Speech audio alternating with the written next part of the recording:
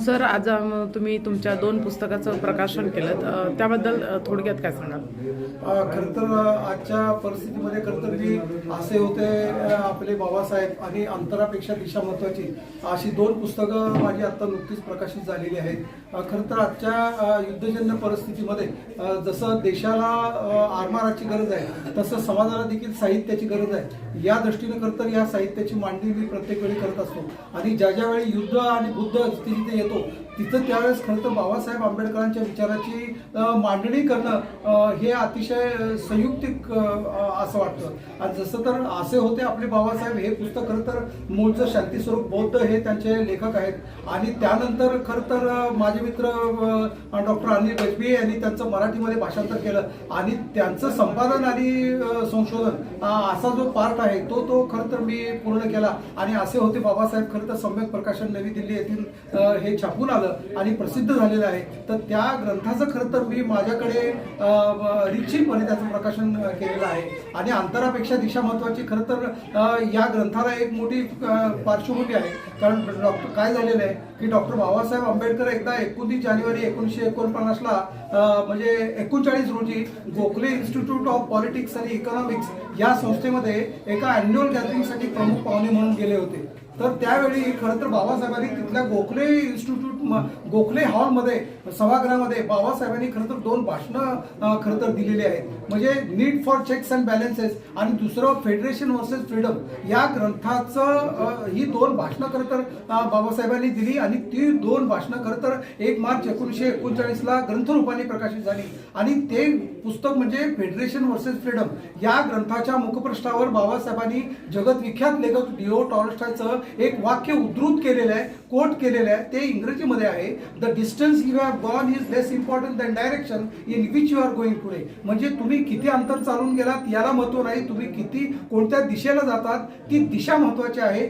या अर्थानं या पुस्तकाचं या कोटेशनवरून मी बाबासाहेब आंबेडकरांचं जीवन आणि चरित्र म्हणजे अंतरापेक्षा दिशा महत्वाची असं पुस्तक मी त्याच्यावर खरं तर प्रकाशित करण्याचा प्रयत्न केला आणि लोकांसमोर बाबासाहेबांचं जीवन आणि कार्य हे पोचायला पाहिजे. म्हणजे अनेकांनी बाबासाहेबांचं चरित्र लिहिलेले आहे, परंतु मीही त्याचं एक चरित्र म्हणजे बाबासाहेब मला जसे कळले तशा अगदी साध्या सोप्या पद्धतीमध्ये म्हणजे सामान्य वाचकाला वाचता यावं अशा साध्या पद्धतीने खरं तर मी हे चरित्र लेखनाचा प्रयत्न केलेला आहे. आणि या अर्थानं इथं अतिशय अनौपचारिक पद्धतीनं इथं सर्व मंडळी माझे मित्रमंडळी वाचक वर्ग इथं येऊन माझा उत्साह आणि माझा प्रोत्साहन दिलं त्याबद्दल मी सर्वांचे आभार मानतो. थांबतो. जय भीम. भालेसाहेब, मी एक इन्स्टिट्यूट चालवतो. त्या इन्स्टिट्यूट माध्यमातून बाबासाहेब आंबेडकरांचे विचार, त्यांचे धर्माविषयक विचार आणि महत्त्वाचं म्हणजे आंबेडकराईट बुद्धिझम म्हणजे काय हे मी लोकांना सांगण्याचा प्रयत्न करतो. कारण नुसतं बुद्धिझम आणि मोठमोठे जे साहित्यिक वगैरे ते विचार करतो, आंबेडकराईट बुद्धिझम म्हणजे असं नक्की काय विषय सांगितला बाबासाहेबांनी, तर ते मी त्या सांगण्याचा प्रयत्न करतो. माझी 2-3 पुस्तकं पब्लिश झाले, त्याच्यातून मी ह्याच प्रकारे बाबासाहेब सांगण्याचा प्रयत्न केलेला आहे. एक थेरीगाथा म्हणून ट्रान्सलेशन केलेलं आहे पालीमधून मराठीमध्ये, थेरीगाथेचं 536 पदांचं. आणि दुसरं डॉक्टर आंबेडकरांचे विचार, ह्याच्यामध्ये बाबासाहेबांनी 13 संस्था स्थापन केल्या 27 ते 56 पर्यंत. तर त्या 13 संस्थांचा पूर्ण इतिहास, त्यांची ध्येय, धोरणं, उद्दिष्ट, त्यांचं कार्य आणि आत्ताची परिस्थिती हे त्या पुस्तकामध्ये मी सांगण्याचा प्रयत्न केला. Doctor DT. गायकवाड सरांनी आज एक अविस्मरणीय आणि एक आगळा वेगळा कार्यक्रम आयोजित केलेला आहे. आताच कांबळे सरांप्रमाणे साहित्याची आवड असणारा आणि साहित्यिक कुठल्याही निमित्तानं आपल्या साहित्याच्या संदर्भातले कार्यक्रम कसा असतो याची एक झलक त्यांनी सांगितली. आणि सरांनी मग जयंतीचा कार्यक्रम असो, पुण्यतिथीचा कार्यक्रम असो किंवा कुठलाही कार्यक्रम असो, त्यामध्ये लोकांना दिशा देण्याचा कार्यक्रम कायमस्वरूपी त्यांनी ठेवलेला आहे. सर्वांना जय भीम. सर्वप्रथम डॉक्टर डी.टी. गायकवाडांचं खरंच मनपूर्वक अभिनंदन. आज त्यांचं 29वं हे पुस्तक आलेलं आहे आणि सगळ्यांनी सांगितलं त्याच्याप्रमाणे त्यांची किमान 100 पुस्तकं यावी अशी मी आता या क्षणी मनोकामना आहे माझी. म्हणजे मला पण तुमच्याबरोबर काम करायला मिळतं आहे. तुम्ही 100 पुस्तकं काढा आणि माझं ट्रान्सलेशनचं काम त्याच्यामध्ये साध्य होतील. एका दगडा 2 पक्षी असतात. मी त्यांच्या जीवनसाथी आमच्या बहिणी यांचंही खरंच मनपूर्वक अभिनंदन करते. Doctor DT. जेव्हापासून त्यांची ओळख झाली, अतिशय नम्र, विनयशील आणि सतत कार्यरत असणारे आणि पुस्तकांमध्ये बुडलेले, असं मी जेव्हा बघितलं तेव्हा म्हटलं यांच्यामध्ये डॉक्टर बाबासाहेब आंबेडकरांचा अंश उतरलेला आहे. आज त्यांना बघून मला जी प्रसन्नता मिळते, तर डॉक्टर बाबासाहेब आंबेडकरांना ज्या ज्या लोकांनी भेटले असतील त्यांना कशा प्रकारची प्रेरणा मिळालेली असेल असं सहज माझ्या कायम मनामध्ये येऊन जातं.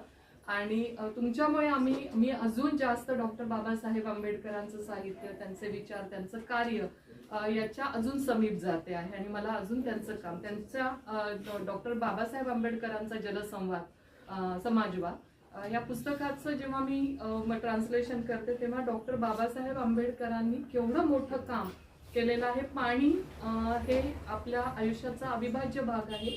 पाण्याशिवाय जीवन नाही आपण असं म्हणतो आणि त्याच्यावरती त्यांनी अगदी स्वातंत्र्य मिळण्याच्या आधीपासून काम सुरू केलं होतं.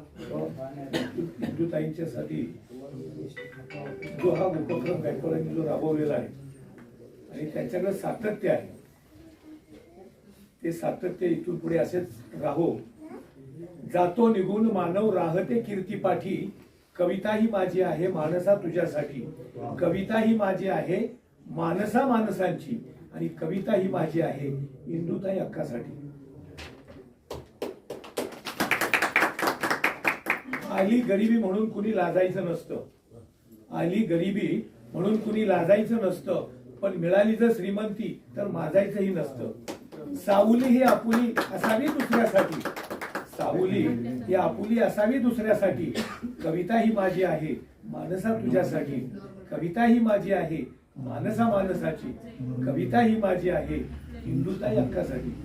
थांबून कुठे क्षणभर नाही विसावली मी कधी, थांबून कुठे क्षणभर नाही विसावली मी कधी.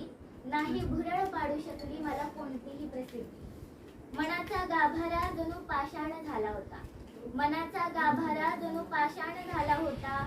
कशी फुले येतील ओंजळीत माझ्या वाटेला तर संघर्ष आला होता. सोबती माझ्या कुणीही कधी चालले नाही, सोबती माझ्या कुणीही कधी चालले नाही. मुखवटे लावलेल्या मेळाव्यांमध्ये मी कधीही वळले नाही. एकटेपणाचा जणू कोणी मला श्राप दिला होता, एकटेपणाचा जणू कोणी मला श्राप दिला होता. कशी जमेल माझ्या भोवती गर्दी माझ्या वाटेला तर संघर्ष आला होता. चर्चा झाली माझ्या खऱ्या वागण्याची, चर्चा झाली माझ्या खऱ्या वागण्याची आणि मिळाली जन्मठेप आयुष्य अंधारात जगण्याची. दिव्याचा प्रकाश जणू उजेडात संपला होता, दिव्याचा प्रकाश जणू उजेडात संपला होता. कसे उजळेल आयुष्य माझे माझ्या वाटेला तर संघर्ष आला होता. सामाजिक दगडांवर मी शिल्पे कोरली, सामाजिक दगडांवर मी शिल्पे कोरली. जाळीदार नक्षी मी विद्रोहाची भरली. उकरून काढला खजिना जो सहमतीने गाडला होता, उकरून काढला खजिना जो सहमतीने गाडला होता. कसे मिळतील माझ्या बाजूनी पुरावे कारण माझ्या वाटेला तर संघर्ष आला होता. टोचले माझे शब्द अंधश्रद्धेच्या बाहुलीला, टोचले माझे शब्द अंधश्रद्धेच्या बाहुलीला. घर होते उभे माझे बाभळीच्या सावलीला. विचाराला लागलेला तो अविचाराचा विषारी भाला होता, विचाराला लागलेला तो अविचाराचा विषारी भाला होता. नसणारच होत्या माझ्या हातावर नशिबाच्या रेषा, नसणारच होत्या माझ्या हातावर नशिबाच्या रेषा. कारण माझ्या वाटेला तर संघर्ष आला होता, माझ्या वाटेला तर संघर्ष. की बंद ओठांवर आता उपचार केला पाहिजे, बंद ओठांवर आता उपचार केला पाहिजे. त्या मूक माणसांचा आता सत्कार केला पाहिजे, बंद ओठांवर आता उपचार केला पाहिजे. त्या मूक माणसांचा आता सत्कार केला पाहिजे. कुठून आणली एवढी सहनशीलता आणि नम्रता त्यांनी, कुठून आणली एवढी सहनशीलता आणि नम्रता त्यांनी. आता त्यांनाही वाकून नमस्कार केला पाहिजे, त्यांनाही वाकून नमस्कार केला पाहिजे. पुढे जाऊन मी असं म्हणतो की व्यवस्थेशी लढता लढता, व्यवस्थेशी लढता लढता कदाचित माझाही तुकाराम होईल, व्यवस्थेशी लढता लढता कदाचित माझाही तुकाराम होईल. पण इतिहास त्याची नोंद घेईल, पण इतिहास त्याची नोंद घेईल. कदाचित त्यावेळी बॅन असतील माझे विचार, कदाचित त्यावेळी बॅन असतील माझे विचार. पण माझ्या साहित्याची तस्करी होईल, पण साडी माडी आणि गाडीत अडकणाऱ्या माझ्या प्रिय मित्रा, तुझ्या तर मरणाची देखील मस्करी होईल.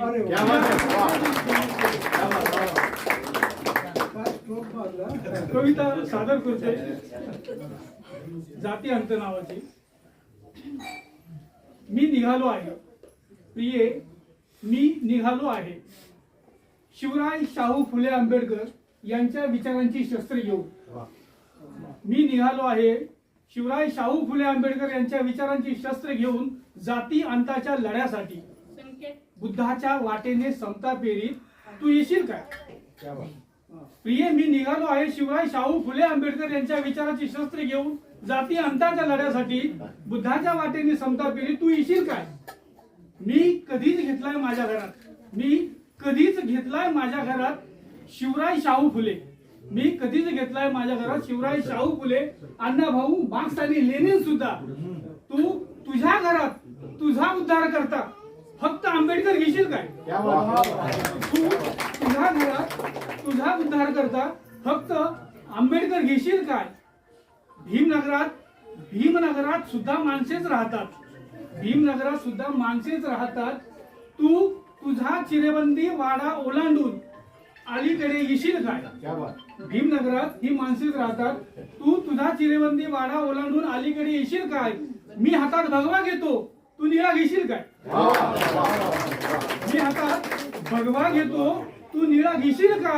अगं तुझा पाडवा आणि माझी जयंती एकत्र साजरा करशील काय? समतेच्या लढ्यात येशील काय? समतेची सैनिक होशील काय?